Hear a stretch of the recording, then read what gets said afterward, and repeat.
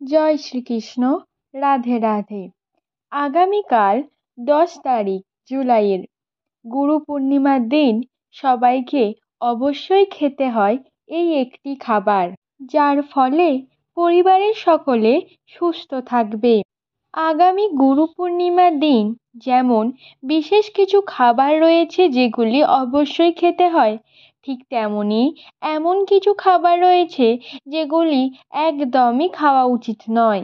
বিশেষ করে আষাঢ় মাসে গুরু পূর্ণিমার দিন ভুলেও খেতে নেই এই 3টে সবজি।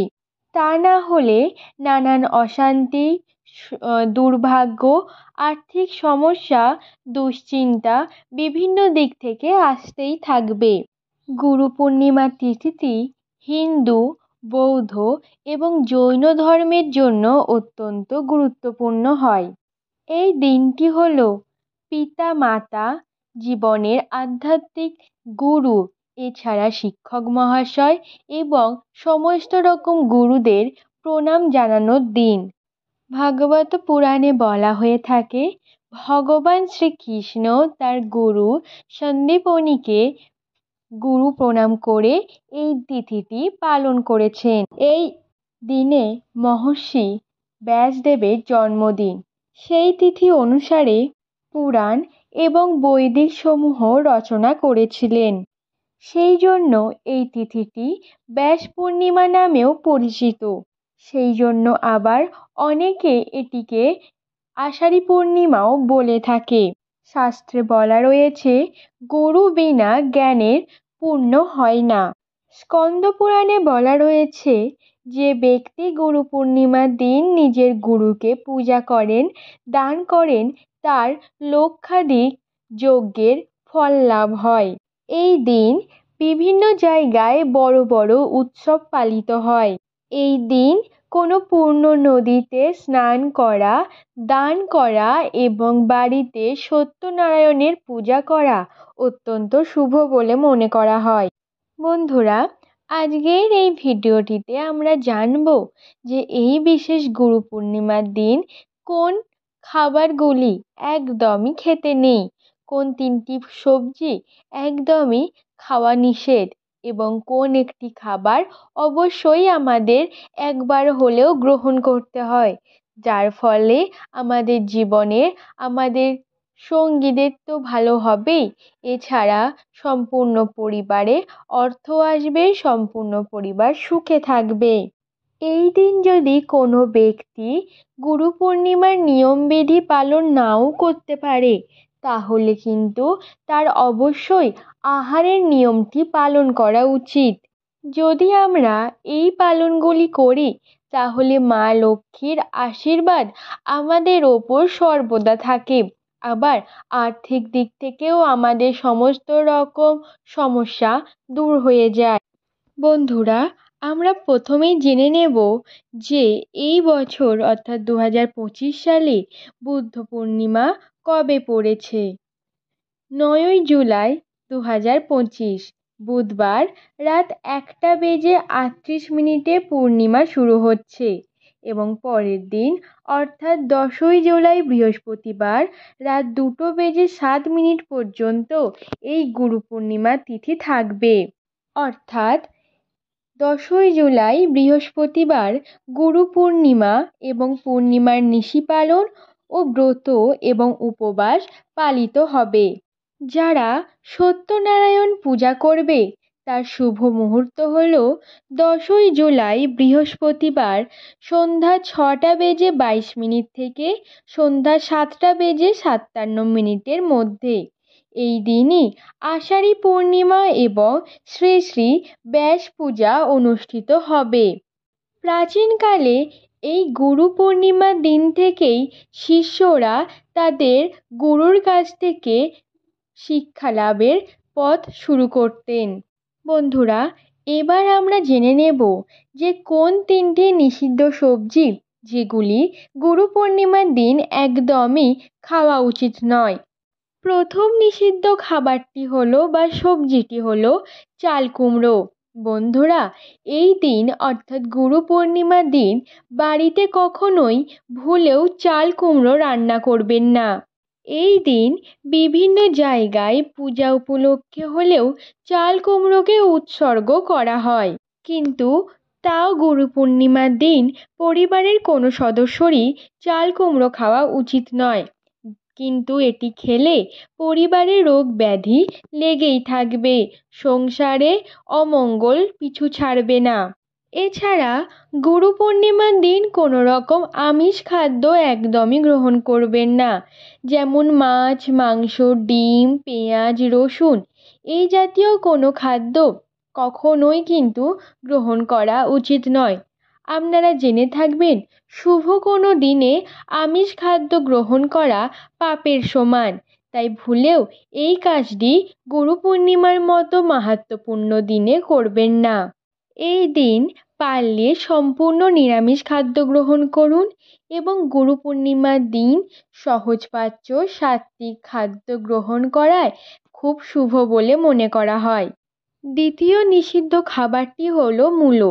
বন্ধুরা, এই গুরু পূর্ণিমার দিন ভুলেও কিন্তু আপনারা মূলো খাবেন না। মূলোকে শুভ খাদ্যের মধ্যে ধরা হয় না, তাই গুরু পূর্ণিমার মতো শুভ দিনে এটিকে বাড়িতে রান্না করবেন না, বা পরিবারের কোনো সদস্য যেন এটি না খায় সেই দিকে খেয়াল রাখবেন। গুরু পূর্ণিমার মতো শুভ দিনে সাদা ভাত, দুধ, দই, পটলের তরকারি কিংবা ঝিঙের তরকারি, এছাড়া ফলমূল খুবই ভালো আহার বলে গণ্য করা হয়। কিন্তু এই দিন কোনো রকম কোনো নেশা বা তামাক জাতীয় খাদ্য গ্রহণ করবেন না। বৌদ্ধ ধর্মে বলা রয়েছে, গৌতম বুদ্ধ তার ধর্ম উপদেশ প্রথম এই দিন থেকেই শুরু করেছিলেন।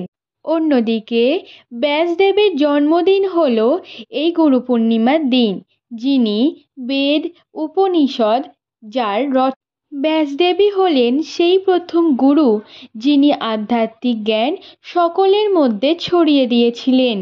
এই দিন গুরু পূর্ণিমার দিন সকালে ঘুম থেকে এঁটে কোনো পবিত্র নদীতে, না পারলেও বাড়িতে গঙ্গার জলে স্নান করে, আপনার গুরুদেব যদি থাকেন তো তার পায়ের সামনে পূজা করবেন, অর্থাৎ ফুল নিবেদন করবেন, তারপর পঞ্চপ্রদীপ জ্বালিয়ে আহার দেবেন।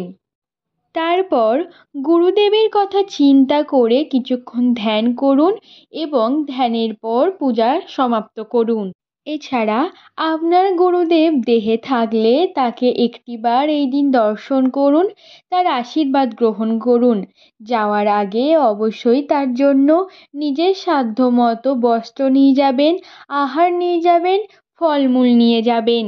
এরপর এই দিন সন্ধ্যাবেলায় ধূপ ও প্রদীপ জ্বালিয়ে গুরু নাম সংকীর্তন করুন। এই দিন গুরুদেবের আশীর্বাদে আপনার সংসারে শান্তি নেমে আসবে।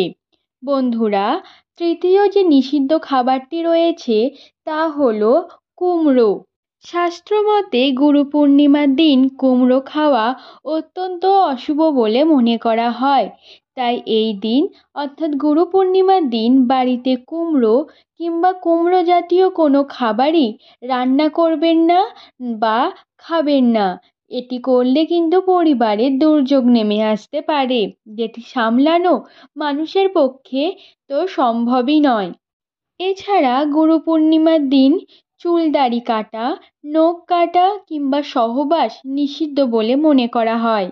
বন্ধুরা, এবার আপনাদের জানাবো গুরু পূর্ণিমার দিন যে বিশেষ দুটি টোটকা রয়েছে সেগুলি কি কি। গুরু পূর্ণিমার দিন গুরুদেবের জন্মস্থানে গিয়ে নিজের সাধ্যমতো কয়েকজন বাচ্চাকে যদি আপনি বই, খাতা, পেন এগুলি দান করেন, তাহলে সেটি হবে আপনার জন্য অত্যন্ত শুভ। দ্বিতীয় টোটকাটি হলো, এই দিন 108 বার ব্যাসদেবের নাম জপ করুন। নামটি হলো ওং ব্যাসায় নমঃ। যদি এটি আপনি 108 বার জপ করেন, তাহলে আপনার জীবনে সমস্ত রকম দুশ্চিন্তা চলে যাবে, জ্ঞানের আলো বৃদ্ধি পাবে। এছাড়া আর একটি বিশেষ টোটকা রয়েছে, তা হলো গুরু পূর্ণিমার দিন সকালে স্নান করে গুরুদেবের ছবির সামনে একটি ঘিয়ের প্রদীপ প্রজ্বলন করে মুখে বলবেন, গুরু ব্রহ্মা গুরু বিষ্ণু গুরুদেব মহেশ্বর গুরুরেব পরম ব্রহ্ম তস্मै শ্রী গুরুবেই নমঃ। এর ফলে আপনার জীবনের সমস্ত অজ্ঞতা দূরে যাবে এবং আপনি আর্থিক দিক থেকে উন্নতি আরও দ্রুতভাবে করতে পারবেন। বন্ধুরা, এবার আপনাদের বলবো এই গুরু পূর্ণিমার দিন কোন সেই বিশেষ খাবার যেটি একটু হলেও সবাইকে গ্রহণ করতে হয়, নচেৎ সংসারে কিন্তু দুর্ভাগ্য যায় না। তা হলো লাউ। আসলে লাউ হলো এতটাই শুভ যে এই গুরু পূর্ণিমার দিন এটি সবাইকে খেতে হয়। এই দিন অবশ্যই লাউয়ের যে কোনো রকম পদ রান্না করে একটু হলেও পরিবারের সকলে মিলে খান। শাস্ত্রে বলা হয়েছে এই দিন লাউয়ের তরকারি খেলে শরীরে সাত্ত্বিক শক্তি বৃদ্ধি পায়, পজিটিভ এনার্জির বৃদ্ধি ঘটে। তবে আপনারা যে তরকারি করেন না কেন সেটিকে নিরামিষভাবে রান্না করবেন এবং সেটি গ্রহণ করার আগে অবশ্যই মা লক্ষ্মী, শ্রীকৃষ্ণ এবং আপনার গুরুদেবকে নিবেদন করার পর গ্রহণ করবেন। আজ এই পর্যন্তই।